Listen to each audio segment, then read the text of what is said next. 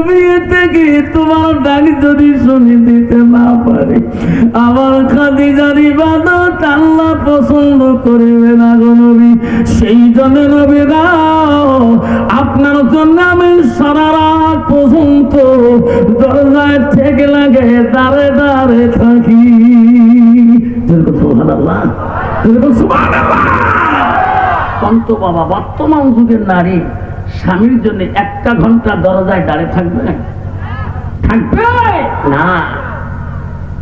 এই নারীরা মা বললে শুনি রাখেন, 1 ঘন্টা শুনি যান। সেই জন্য মা, স্বামীকে তোমরা বেশি ভালোবাসো, স্বামীকে সালাম দেওয়ার চেষ্টা করো, স্বামীর সাথে মোলাকাত দেওয়ার চেষ্টা করো, স্বামীর সাথে হাতে হাতে মিল লাগিয়ে চেষ্টা করো। তাহলে তোর জীবনে এই 300 টাকা লেবারি করে তোর স্বামী যতটুকু শান্তি দিবে, আর না হলে এই 50,000 টাকা বেতন পেয়ে ওই স্বামী জীবনে শান্তি পাবে না। যেরকম ঠিক না ঠিক। কত গার্জিয়ান রাস্তায় কইতে হুজুর দোয়া করে যাতে তোমার স্কুল যাতে 3টে লেটার পায়, কাই 4টে লেটার পায়।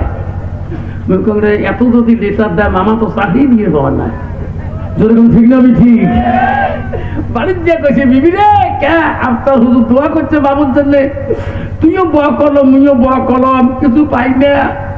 বাবু বোধহয় 6টা লেটার পাইবে। আল্লাহ দিলে কালকে মাগুর মাছ একজন আসার মুখ থাকি দিনে রাতে ঝোল করি খোয়াবো। স্বামী কালকে সকালে খোয়াইতো, দুপুরে খোয়াইতো, রাইতে তো খোয়াইছ। কিন্তু বাবু পড়াশোনা তো অন্যরকম টপ চলছে। কেমন টপ? বাবু আর কাল থেকে মুখ দিয়ে পড়ে না, খালি কানের মধ্যে পড়বে রাখছে, গেলায় ঘর যান তখনই খালি বইয়ের পাতা উঠে উস্কি তুই কান দিয়ে পড়ে করে। হ্যাঁ, 2টা তার কান লাগিয়ে দিচ্ছে, তারের বুদ্ধি টেবিলের তলব মুই জানো না, মেশিন বোঝা তলব নাকি। যেরকম ঠিক না ঠিক। কান্ত বাবা ওই সবাই লেটার পাইবে, আর যেরকম পাবে।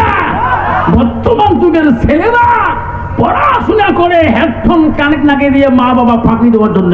যেরকম ঠিক না ঠিক। মা মূর্খ, বাবা মূর্খ, যখন ঘরে যায় খালি বইয়ের পৃষ্ঠা উল্টে আছে না। কিন্তু কবি বলছে ছাত্র নং অধ্যয়নং তপসং টেবিলং, ছাত্র জীবনটা হলো টেবিলে বসেই বইয়ের সাথে তপস্যা করা। আর বর্তমান জামানার যুবক ছেলেরা তপস্যা করে হেডফোন লাগে কানের মধ্যে তপস্যা করে। যেরকম ঠিক না ঠিক। তাহলে বাবা পাস করিও পাবে, যেরকম পাবে। আব্বা হাত তুলে জান্নাত পায় না, জান্নাত গেলে পাল মসজিদুল বাইতুল্লাহ। সুবহানাল্লাহ। বাবা জান্নাত গেলে মসজিদের সাথে তোমার কানেকশন থাকতে হবে। এমন মুসলমান আছে শোনা দে, মসজিদের ওই সমাজে বাস করে, ওনার মসজিদের কয়েকটা দরজা কয়েকটা খিড়কি দিতে বলতে পারে না। আসলে যদি বাবা কত তোমার মসজিদের দরজা কয়টা, ঠিক না মিঠা? আবার কেবল মুসলমান হয়ে গেলাম, হাত তুলে জান্নাত পৌঁছায় না। ও সোনারা মনে রাখবেন, ইসলামপুরের বন্ধুরে, ও ডাকাতপুরের বন্ধুরা শুনে রাখো, কত মুসলমান আছে 5 জুম্মা পরে 2 মাস 3 মাস পরে মসজিদের বারান্দায় যে একবারে নিয়ত মানে আল্লাহু আকবার থাপ্পা থাপ্পা করি ফেরা 30-32 জায়গা পড়ি ফেলায়। কিরে কোন নামাজ পড়বো? হুজুর 5 মাস পরে আসুন, খানে পড়িয়ে নিন। কোন নামাজ পড়লো তুই? আজকে শুক্রবারে নামাজটা হয়েছে আলগা লাভা। হুজুর কতদিন পরে আসুন, খানে পড়ে নিল। মুই কোন কোন সুরিয়ে করলু? হুজুর মুই তো সুরিয়ে জানাম না, মুখ দিয়ে নড়ালু। হুজুর তোমরা মানুষ আলেম মাসে মুখ নড়াল না, মুইও মুখ নড়ালু। যেরকম ঠিক না ঠিক।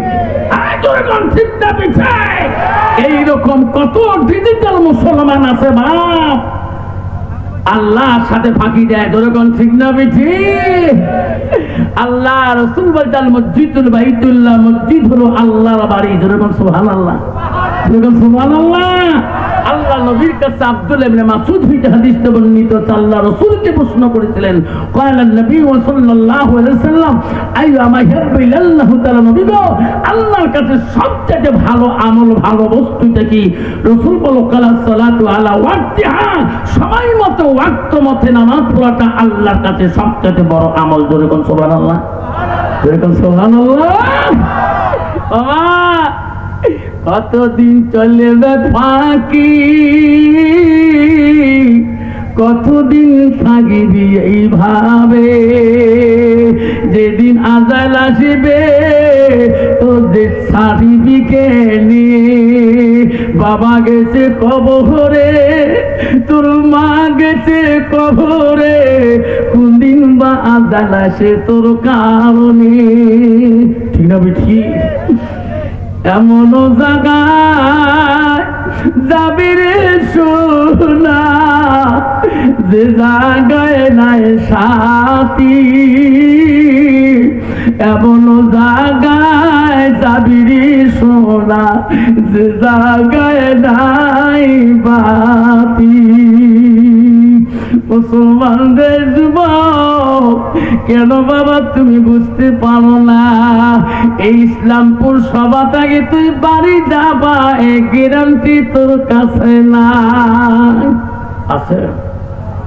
আব্বারে নগাঁও জেলাতে আমি একটা সভা করছিলাম, নগাঁও টাউনের পাশে, জায়গাটার নাম হলো লাউগাঁও।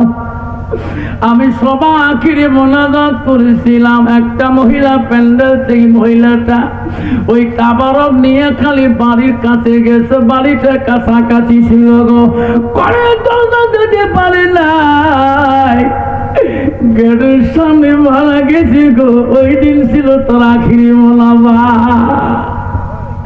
উনি কি জানে আজকে আবার আজরাইল আসবে রে, ঘরে ঢুকতে পারে নাই। আমি ওই দিন দেখি আল্লাহ এই বাটা এত কাঁদছে কেন তোমার মধ্যে। উনি জানে না আমি ঘর ঢুকতে পারবো কিনা।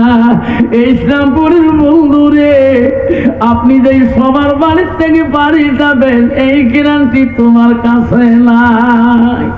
আছে? জোরে কোন আছে?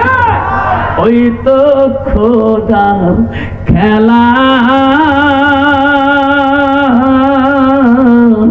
ওই তো খোদা নীলা। সকাল বেলা ধনী রে ভাই তুই ফকির, সন্ধ্যা বেলা নদীর পার ভাঙ্গে ও পার বান্ধে, নদীর পার বান্ধে ও পার ভাঙ্গে, ওই তো খোদার নীলা। সকাল বেলা ধনী রে ভাই তুই ফকির, সন্ধ্যা বেলা বাসে কাটিবে খাট বানাইবে, সেই খাটতে তুলিবে সারি জ্বালায় তুইয়াই আসিবে, আরো তো তোমার প্রাণ চাইবে না। ভাই কান্দিবে, ভাতিজা কান্দিবে, আপন সত্য কেউ তো সারিবে না। ঘরের বিবি কান্দিয়া বেটাইবে বাসনা, ওই তো খোদার খেলা। ঠিক না ঠিক? যদি বলেন মুসলমান যদি এই কথা বুঝতো, তাহলে মুসলমান কোনোদিনও মুসলমানিত্ব হারাইতো না। মুসলমান মদ খাইতো না, মুসলমান গাঁজা খাইতো না, মুসলমান ছেলেরা ট্যাবলেট খাইতো না, মুসলমান সিলিম খাইতো না, মুসলমান নেশার ট্যাবলেট খেয়া, ওই মদ খেয়া এই ইসলামপুরের গুমাটে রাস্তা দিয়ে কানমাটি দিয়ে ভোলার খাস খাইয়া মুসলমান ঢুলাঢুলি করতো না। যেরকম ঠিক না ঠিক? এমনও কতগুলো যুবক তোমার এদিকে নাই, পাগলা কুত্তে রাস্তা দিয়ে যায়, দেখতে পাবেন বাড়ি না। ঠিক না ঠিক?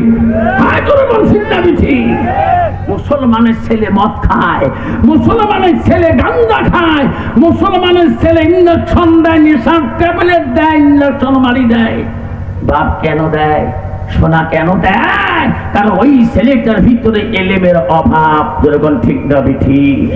আব্বা মনে রাখেন, তোর কলেজ পড়া জায়েজ আছে, তুমি এমএ পড়তে পারো, তুমি বিটি পড়তে পারো, তুমি ডাক্তারি পড়তে পারো, তুমি যে কোনো চাকরি করতে পারো। পৃথিবীর জমিনে ডাক্তারও দরকার আছে, অফিসারের দরকার আছে, ইঞ্জিনিয়ার দরকার আছে, পুলিশের দরকার আছে, মৌলানার দরকার আছে, মুক্তির দরকার আছে, মৌলভী সাহেবের দরকার আছে, হাফিজের দরকার আছে, কারির দরকার আছে, এমএলএ দরকার আছে, প্রেসিডেন্টের দরকার আছে, কাউন্সিলের দরকার আছে, মেম্বারের দরকার আছে, গাঁওয়ের দরকার আছে, সব ডিগ্রিওয়ালা দরকার আছে। তোর ভিতরে ঈমান থাকতে হবে। যেরকম ঠিক না ঠিক? যেরকম ঠিক না ঠিক? আমার মসজিদে জুম্মা নামাজ পড়িয়ে আমার সমাজ থেকে চ্যাংড়াগুলো 3 দিনে নিসাবে যাবে। তা ইমাম সাহেব বলল, হুজুর জামাতটা একটু তশকিল করে দিয়ে কোন জায়গায় যাবে ছেলেগুলো একটু ভালো করে বুঝিয়ে দেন। জুম্মা নামাজ পড়ে মাত্র 10-15 মিনিট তশকিল করে দিলাম। দেওয়ার পরে জামা তশকিল করে দিয়ে দিলাম যে আমার সোনারহাট মসজিদে যাবে। দেওয়ার পরে আমি বাড়ি মুখে ইমাম সাহেব আমি নামাজ পড়াইছিলাম, খুতবা পড়ে 15-20 মিনিট বয়ান রাখছিলাম। আমি আমার বাড়িটা কিন্তু কাঁটাতারে বগলে, আমার বাড়ির থেকে বাংলাদেশ লাগা। আমার বাড়ি গেলেও পাকা রাস্তা দেওয়া খাবার নাই। তা আমার পাশে একটা লোক যায়, লুঙ্গি পিনি যায়, আমার বাড়ি ক্রস করে গেল। আমি বললাম, ভাই ভাই বাড়ি গোটা তো না, এটা কাটা যাচ্ছ বিএসি পড়বে বলা না পান। ভাই তুই করে যাস? লোকটা বলে, আফসার ভাই। আরে মুখ চিনে চটকে উঠলাম, ভাই তো বাড়ি কোটে? আমাকে বলে, আফসার ভাই রে, আমার ছিল নাই না, আমি এই ক্যাম্পের সাহেব, তোমার ক্যাম্পের আমি সাহেব। 3 জুম্মার থেকে ওই মসজিদে নামাজ পড়ি, শান্তি নাই। মুন্সি খুতবা পড়ায় ভুল। আল্লাহ, মাথা চমকে উঠলো। যেরকম সোনালা করবেন না? আমি কই, ভাই তোমার নাম কি? আমার নাম আবুল কালাম আজাদ। আমি শুনছিলাম তোমার সমাধির ইমাম বলে মাওলানা। আজকে নামাজ পড়ি তোর বক্তব্য শুনে আমার কলিজাটা ঠান্ডা হয়ে গেল। আবুল কালাম আজাদ ভাই, তুমি এই ক্যাম্পে আসবে আর কয়দিন হয়? কালে 1 মাস হয়ে গেল। আফজাল ভাই রে, তোমার এলাকার মানুষ তাহাজ্জুদ পড়ে না। গভীর রাতে আমি মসজিদের সামনে মসজিদের দরজা খুলি, তাহাজ্জুদ পড়ি। সুবহানাল্লাহ। আমি বলি, আবুল কালাম ভাই, তুমি সাহেব হয়া তাহাজ্জুদ পড়ো কেন? কয়, ভাই আমার ডিগ্রি আমার পদ দিতে পারে, কবর তো ছাড়ি দেবে না। রাত 12টা বাজলে বিবি ফোন লাগায়, আমার বিবি কোরআনের হাফেজা। তাহাজ্জুদ পড়ছেন কি? আমি তখনই বুঝলাম, আল্লাহ তোকে যাই ভয় করে, কোন ডিগ্রি আলা হোক না কেন, আল্লাহ সত্যি তাই কবরে ভয় করে। রাতের গভীরেতে আবুল কালাম ভাই কইছে, ভাই আমি আসছিলাম, তাহাজ্জুদ পড়ছে, মসজিদের লক করা, আমি বারান্দায় পড়ি দাঁড়িয়ে। একটা যদি সাহেব উঠাবে, একটা মেদত যদি আল্লাহকে ভয় করি, কবরকে ভয় করে যদি তাহাজ্জুদ নামাজ পড়তে পারে, আমার মতন মুসলমান কোন ডিগ্রি নিলাম? তোর কোন ঠিক না ঠিক?